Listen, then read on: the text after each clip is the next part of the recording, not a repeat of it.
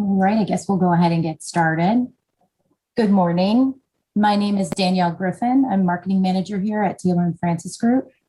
Today's session, Adopting Pandemic Recovery Practices for Long-Term Use in the Library, will highlight the pandemic recovery solutions that were shared by our presenters today in our 2021 case study series with Choice, the socially distanced library, best practices during and after COVID-19.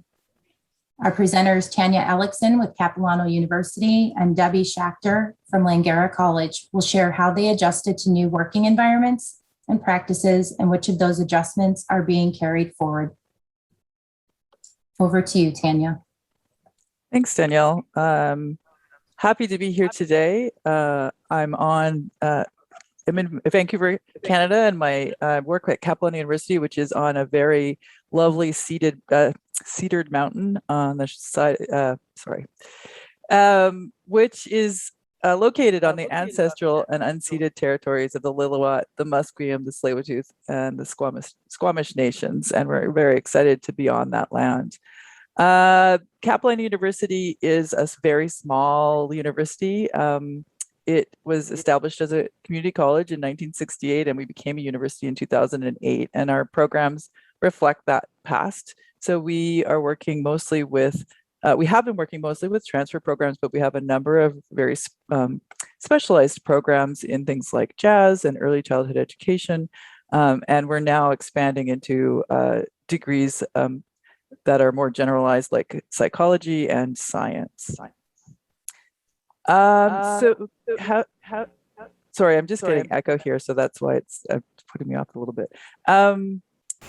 So what is the new library normal? As we went through the pandemic, like everybody else, we encountered a number of different hurdles that we were able to, in some ways, use as silver linings to really put us onto a path or get us farther down a path that we maybe should have been on, or that the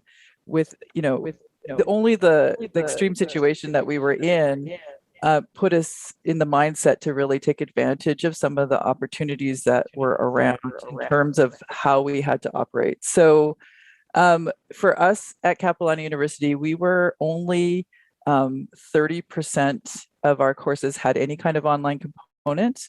And it was a pretty rude awakening to have to go to complete remote. Luckily for us, our library was already 88.5% digital.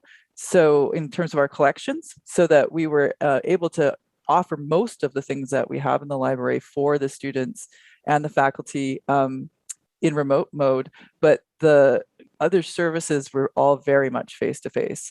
And so we were, like everybody else, we had to jump into a whole new realm and figure out what was the best way forward. So one of the things that we identified right away was that we needed to be able to connect students to services much more quickly and in a remote environment. So we focused on this and decided to invest in some more software and make our chat service that we started up for the first time during the pandemic accessible and hopefully available to anybody who had a device of some kind. And it really presented us with a new opportunity for cross-unit partnership, whereas before we were in very siloed, a siloed situation where this is what our services looked like before the pandemic. And in the online environment, they looked like this. So a student would come and look at the Student Services website, and they would see all these different links, all these different options for them, and it was really hard for them to navigate. So what we decided to do was to streamline that in both the online presentation of the Student Services website and by adding a chat service that they could have an entry point where they could get mediated help to find the services they need and refer to the services they need. So that was one of the silver linings, was that we were able to work in this across the whole university with the different units to be able to streamline the services. The next one was the flipped classroom. And so I'm going to get you to, I can't see it, but I've heard that there's a poll available to you. So if you can see the poll, maybe take a moment at this time to say, how has library teaching changed for you in a word or two? And as you do that, I'm just going to share that, we, like I said, we're very, very face-to-face in our delivery of our teaching, both the structured courses and the librarians visiting those courses. And so we took this as a opportunity to really rethink the material that we had and how we are an active learning environment in our library. We don't go into a classroom expecting to do all the talking. We want the students to really be participating. So how do we make that possible in an online environment? And it was a big challenge, but it was also great for us to be able to just think through some of those activities and really make them viable and vibrant. And then we also were forced into creating some learning objects, some videos, some quizzes, some tutorials. And those pieces can be viewed and reviewed by the students at their will. So it was an opportunity for us to provide maybe a more accessible way into our material and for them to really be able to engage at their own pace and as many times as they wanted to. And then we also had a digitization service that we started. We have one of our strongest programs is the motion picture arts program. And there were a number of classes that required students to do viewing of films, and not all films, as I'm sure you're aware, are available from streaming platforms. We had a number of key movies that were available only on DVD. And so during the pandemic, there was the risk assessment was relaxed somewhat, and we were able to put in a program that allowed us to digitize a DVD and offer it to a course inside multiple levels of sign-in and get the students connected to that material that they needed to be connected to. But these are all the things that we saw that were going to really help us to get inside deeper into our services and maybe connect to other units across campus and show faculty our value in the library by providing services. But there were definitely roadblocks. And so in the poll, we've asked a question about navigating roadblocks. What roadblocks have you tried to navigate?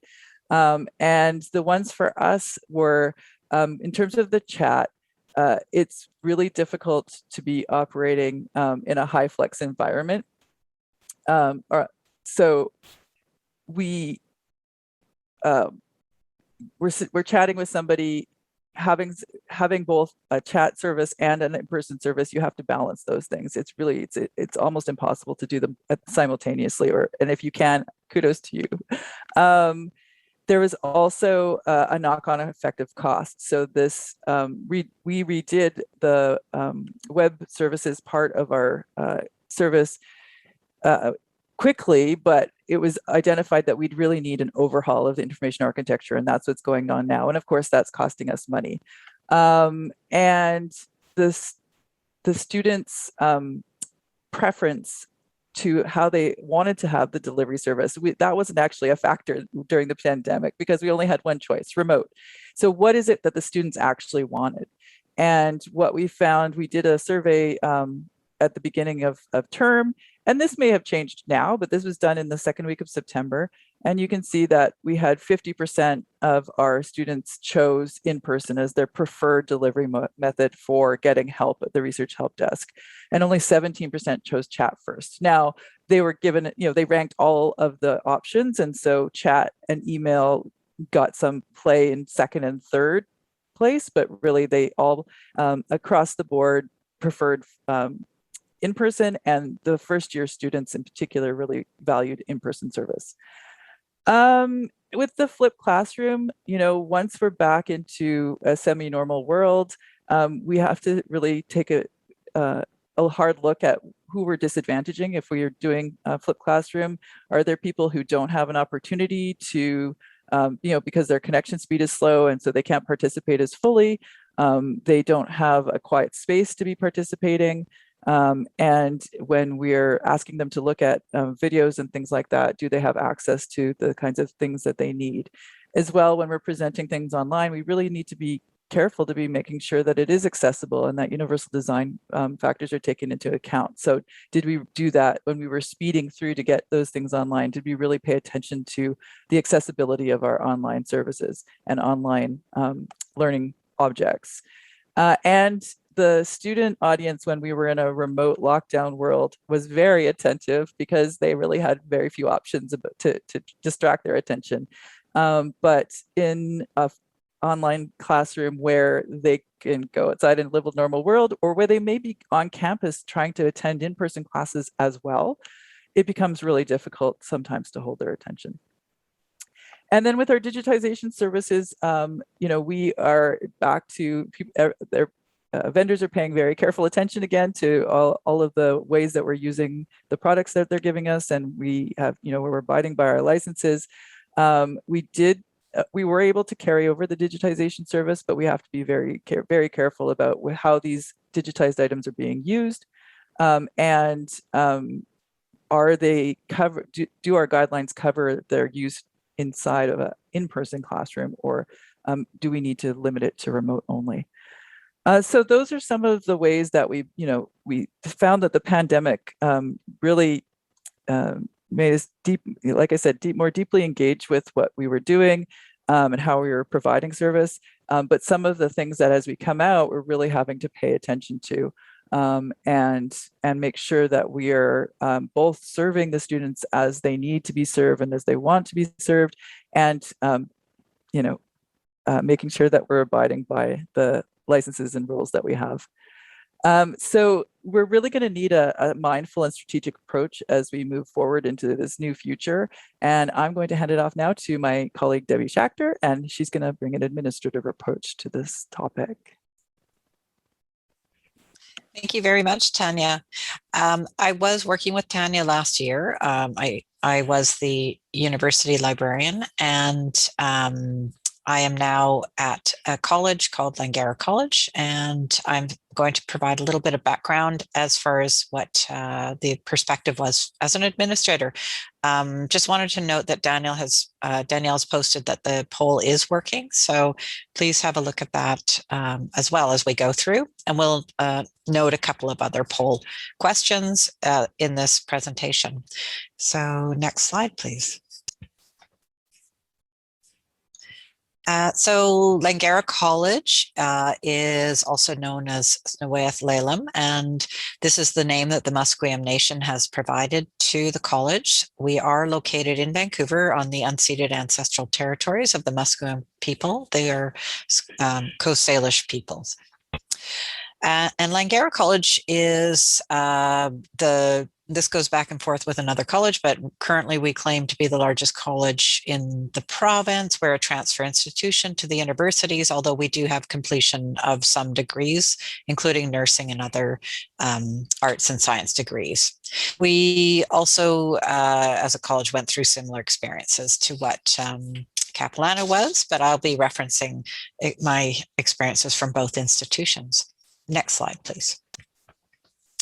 So really, at a certain point during the COVID-19 pandemics, particularly when we started experiencing the closures and the uncertainty, it became clear that we needed to be taking a change management approach to what we were encountering and how we were going to work with employees. And really, it was a lot of it looking back last year to helping employees develop their resilience in light of the fact that there was this completely unexpected event and ongoing with an uncertain end time, but at some point it would end.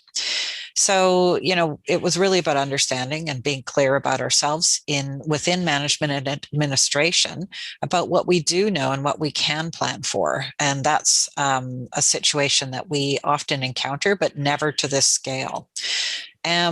aligned to that, of course, is about communicating both what we do have answers for and what we do not yet know, and asking for patience, but being proactive. So employees were definitely looking for answers, and we needed to acknowledge all of the questions and make sure we were gathering the right questions, but being really honest about the fact that we did know this and we did not know that.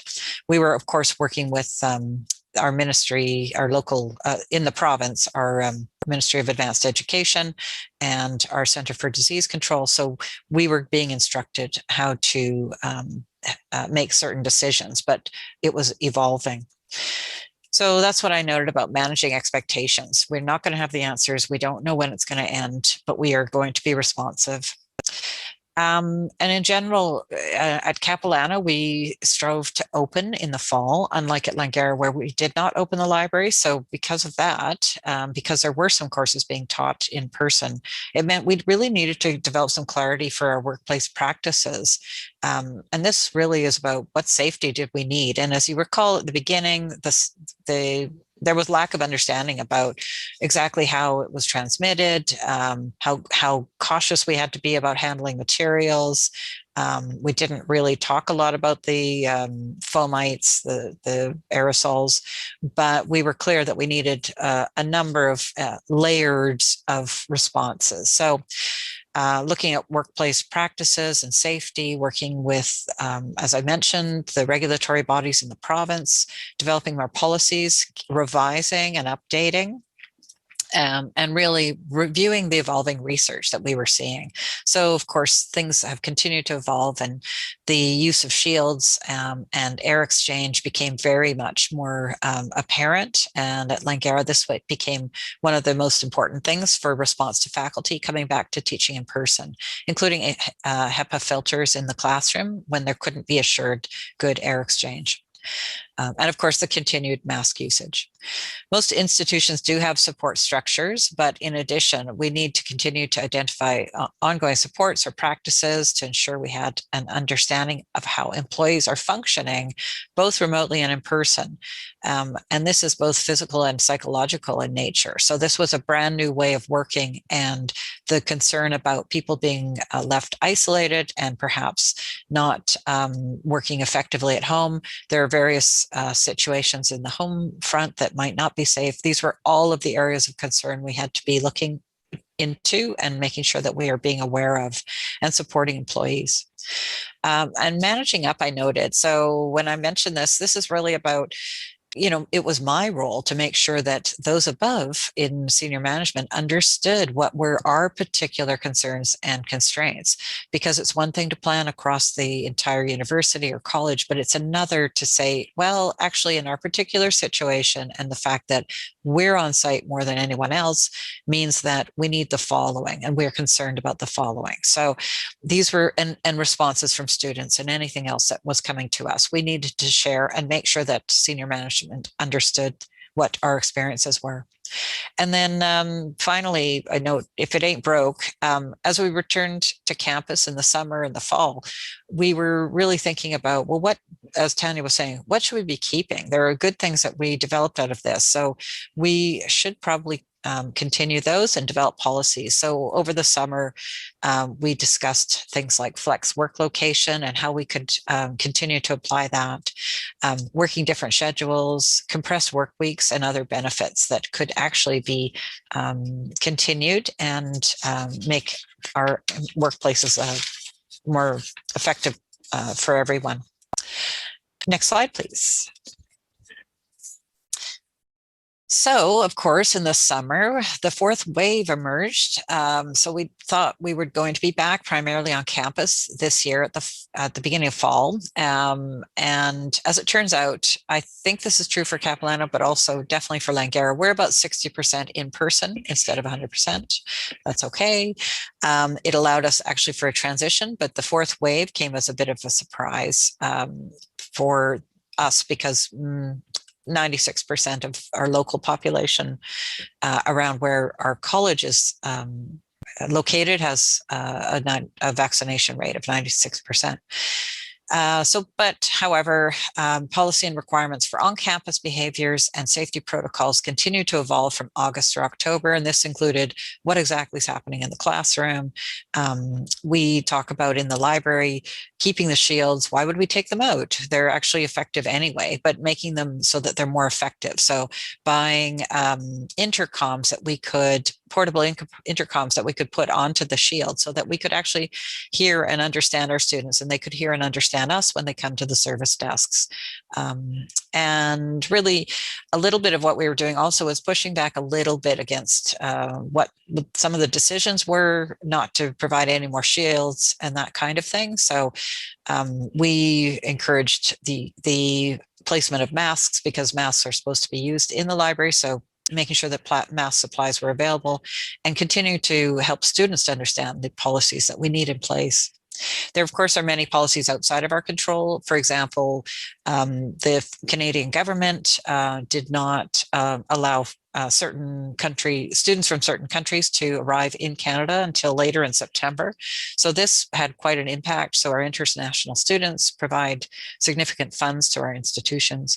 And this meant a bit of an additional change. And a lot of what happened was we developed more courses to be online so that those international students could actually take the same section as other students, but be online.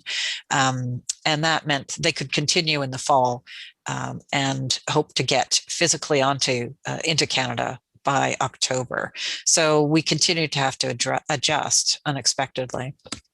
Overall, the continual changes and uncertainties are clearly exposing the reality that our capacity for ongoing change is waning. So, I'm really proud of the work that's happened, and really supportive of what we see having happened, and how our staff and faculty have really adjusted. But this can't go on forever. There needs to be some stabilization, and we need to be really cognizant that we can't keep just rolling with the changes. And next slide, please. So, of course, this fall, we are back to normal, except for the reality of the fourth wave. Luckily, it's waning here, and hopefully it's going to be waning wherever you are located.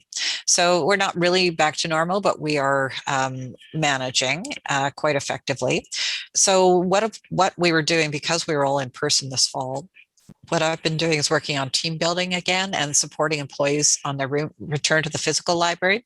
This has been quite an adjustment for those who hadn't been back at all, or maybe they've been back very infrequently.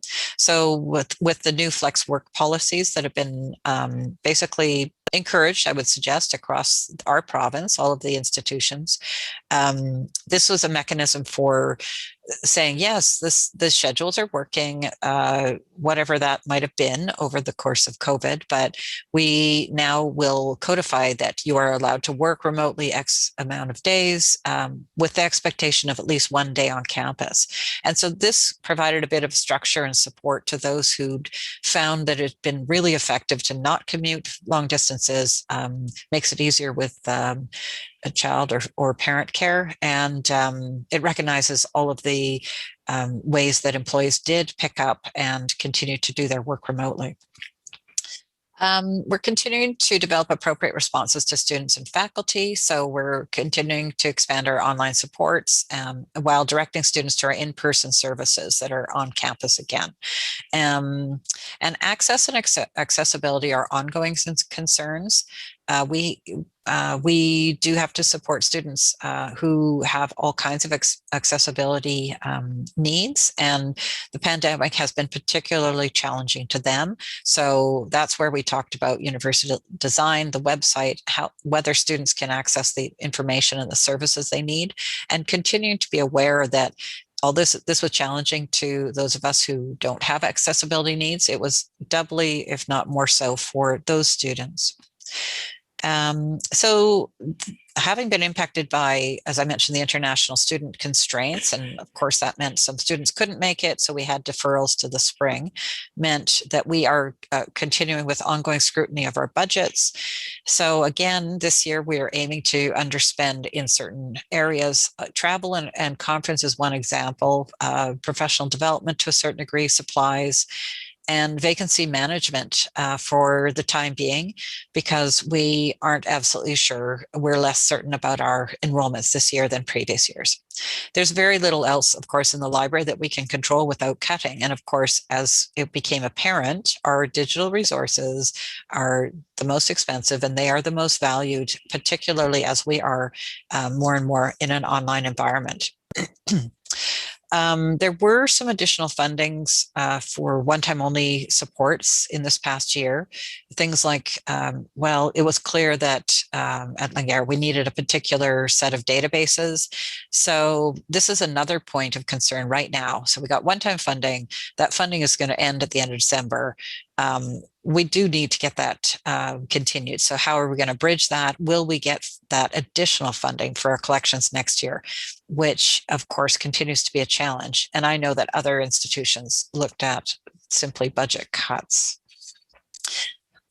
So we do have a poll. If you click once, there's a budget impacts poll. So if you will have a look and fill that, we look forward to seeing what the your responses to the poll was after I finish the rest of the slides.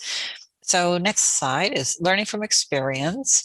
So as Tania was talking about also, what can we learn from our experiences since March 2020, sorry, long time. There are opportunities in this new environment. There are opportunities for developing new mechanisms to embed ourselves into classes. At Langara, it bolstered a plan to continue to have these canned tutorials that are a bit of a pre-work before students go into classes, so that had become solidified as a practice across all of the courses, and then followed by a more in-depth information literacy session, either in person or recorded. So the reality of what the library can do and how the library can be both virtual and in person really came home much more so than it had in faculty's minds than it might have been in the past. Taking a new lens to our online presence, as we mentioned, very clear about what we need to do on our web pages, that you know, as soon as you realize that this is the only way people can get information 24/7, you realize how challenging it is to students. It's not always in the library's control, but it's important that we address that, including accessibility. And of course, new online access that we never had before. The chat service is one example that Tania mentioned. And really, the other part was letting go of things that we should have stopped a long time ago, trusting in our enterprise systems to do things automatically or setting up those activities. One of the things we talked about last year was there were still paper slips being passed between people within TS to public service. Well, you know, I'm pretty sure the system can handle that. So some of these were tiny little tweaks, but this was really the opportunity to just get it done, examining all physical processes so that we don't need to rely on those, which also ensured that people were able to work effectively remotely and can continue to in the future. Teams and teamwork is critical, and that means both internally and external to the library. And I would suggest that teams have developed across campus that never existed before. So there were emergency operations center teams who worked together to address evolving needs, resource needs, projects, and things like that. And these also expose the abilities and the value, I guess I could say, of the library and our role supporting students and faculty. There were greater communications within the library itself through Teams and Zoom meetings. Yes, it was very exhausting, but the regular meetings and the communications and the ease of chat, it meant that we were able to be responding and coming together in ways that we hadn't in the past. The flip side, of course, is you lose all of that natural bumping into people and the casual. But Teams channels were set up for all of that. At CAP, we had Cats and Friends to share, you know, images and videos. And so it was a nice way for everyone to participate. What might have been something within a very small group previously to chat about became something that was open and accessible to everyone in the library. And as I mentioned, certainly at Langara, there was a greater appreciation of the library's role in teaching and learning. And that, I think, is just an ongoing success from this experience. Also flexibility and structure. So this ongoing idea that we can work remotely, we don't need to be as physical as we have in the past. And we have determined, I think, many of us have been more efficient working remotely. It depends on our work, on our home work site. There's also this ongoing need to balance the need for physical support and services. And that does also lead to policies, guidelines, expectations that have to evolve as supportive structures. And in particular, the concern about people's mental well-being as they continue to work maybe even part-time online. Recognizing the fact that being at work can be also as challenging, if not more so, for some people. Also just creative responses to funding pressures. So there were some immediate responses to student needs. There were various different collaborative projects across campus. Tania mentioned the chat service, the way that teaching was happening, the way that teaching and learning was bringing in different expertises to help faculty to go into the online world. All of these collaborate. We have Indigenous education services, we have ed tech, and then working with student success and student services, as well as accessibility. These are all of the partnerships that became even more solidified, and became clear that there are many opportunities for us to work together on projects in the future. And we're currently developing those projects together right now, and with hopes that we can actually get funding to do these collaboratively in the near future. And so with managing uncertainty, as we continue to manage in these times, we have to take a short-term focus. And so, as I mentioned, the budget constraints are ongoing, the staffing implications, our focus on efficiency, and the institutions are looking very heavily at that and at the bottom line. Evidence-based continues to be important. So identifying what are the best ways to communicate the value and supports to students is never going away. And I know that libraries are very good at doing this now, but we sometimes need to find different ways of proving the evidence of our support for students and their responses to what's happening online. And then partnerships are important. So even more so than in the past, as I mentioned earlier. They're the one-time only funding versus ongoing. So can we make good cases for continuing to support some of these new COVID response initiatives? Did we capture compelling data to support the rationale for funding? And that means qualitative and quantitative. We need to get those student testimonials as part of what we're, and faculty testimonials for when we're looking at continuing some of our projects. And also our capacity and responsive to evolving needs. And are we having to manage both what we did previously and our new practices? So again, continue to examine what we can let go because we cannot do it all. So there's long-term planning uncertainty, but at the same time, our institutions are moving forward. Our college has launched its strategic plan this past year.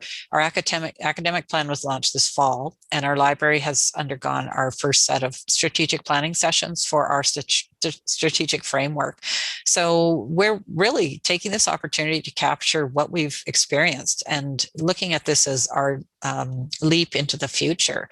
And there's no better time to do some of this work than when you have this time of divergent thinking and unanticipated changes. So I found that to be a very positive experience to do that strategic planning in this environment. Next slide, please. Oh, sorry. So there is another poll.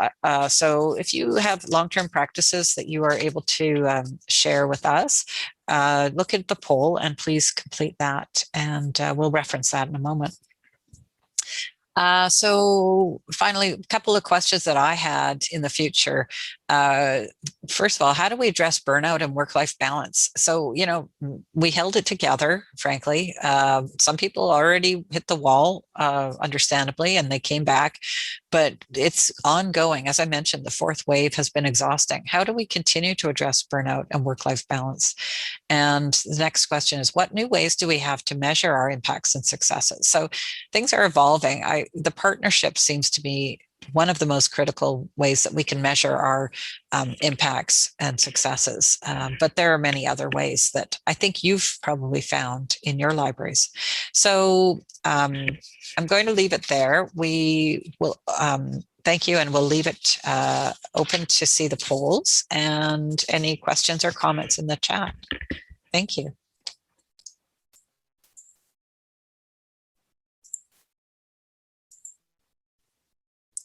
No, I think, Danielle, if you have any.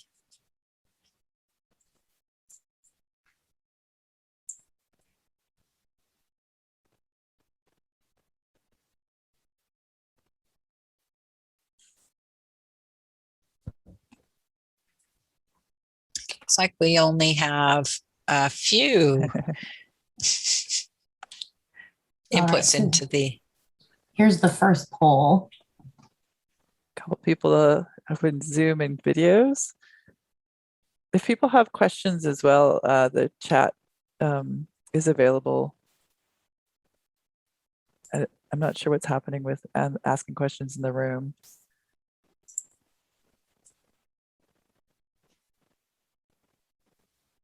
Maybe we can see the next poll. Okay, so let me go see the next poll, navigating roadblocks.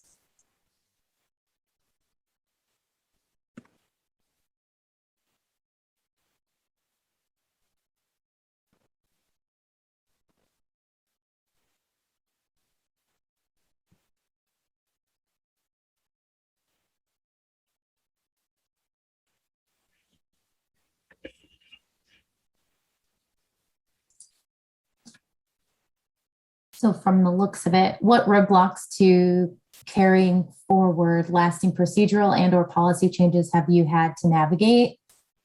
We have one for workplace policy, one for budget, one fear of change. Oh, well, look at now it's changing a lot. This is great. Resource capacity seems to be the highest right now.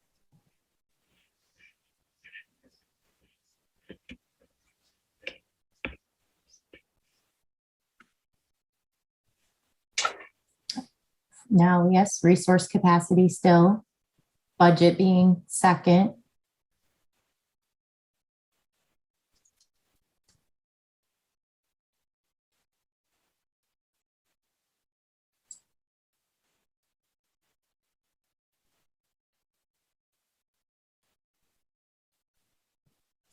We did have a question in general about how your international students enrollment this semester better than last year or still the same?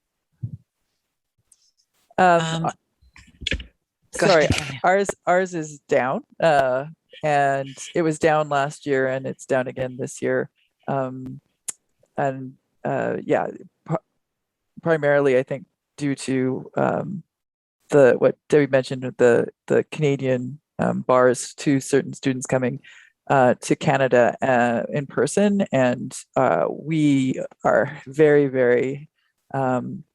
We have most of our international students at Cap are from India, and that being one of the places that you weren't allowed to come directly to Canada, the flights were barred. So that was a huge barrier for our students. Yeah, our international students were down last year, and they're down slightly this year, but will be up in the spring semester. So what happened was exactly what Tania was saying. There was a deferred to the spring. So those students who couldn't make it in the fall, many of them took courses, but many more deferred to the spring semester. So we're going to be back up again. What we did note is that there were fewer students, but they took more courses. So that was actually beneficial also for enrollment. Okay, great. And then we have some answers to what do you perceive the future impacts of COVID will be on your library's budget? We have continued tightening that will get worse when vendors start implementing greater increases, less staff, smaller budget, less printing, ordering, focus on digital services and resources, a greater emphasis on having to do more with less, predominantly e-resource ordering, prioritizing course reserves over other ordering, moving to more ebooks, continued budget reduction. Yeah, sounds very similar to what we've been experiencing. And that the reality of the vendors, you know, okay, we'll take a little bit of a hiatus on our inflationary increases, but those are going to be coming back. And I feel like they're coming back with a vengeance, unfortunately. All right. And then the last poll here in 1 or 2 words, what are the most significant COVID impacts in your library that you would like to see carried forward? We've got flexibility, looks to be a big one, online, telework, usage, increased, request hybrid, virtual. So it's interesting to see these results. Mm-hmm. So it does sound like others are, and maybe people can put that into the chat or comment. People are finding that your institutions are able to do more of that telework or working online or being flexible or changing schedules. Is that going to be an ongoing situation in your institutions? I'm just curious if that's, because certainly that seems to be the case in our province. I can't see the chat, unfortunately, so.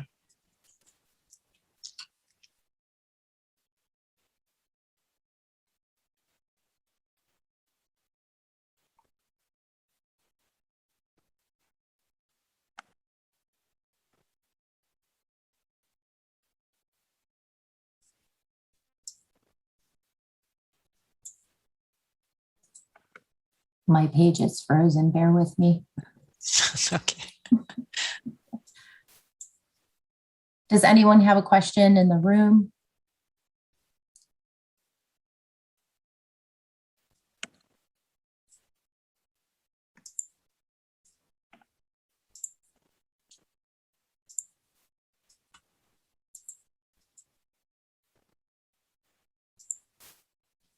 And was that the last of the polls, Danielle?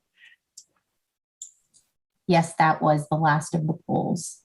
Great, thank you. I think we can also say that we'll be posting the results to the poll as well with the presentation. So there will be another one in a day or two. If attendees would like to check back to see those results, we're happy to share that. That's helpful. Yeah. Are you able to see if there are any comments or questions? Would be interesting to see if people had any specific thoughts or divergent opinions. Okay, thanks, Anita.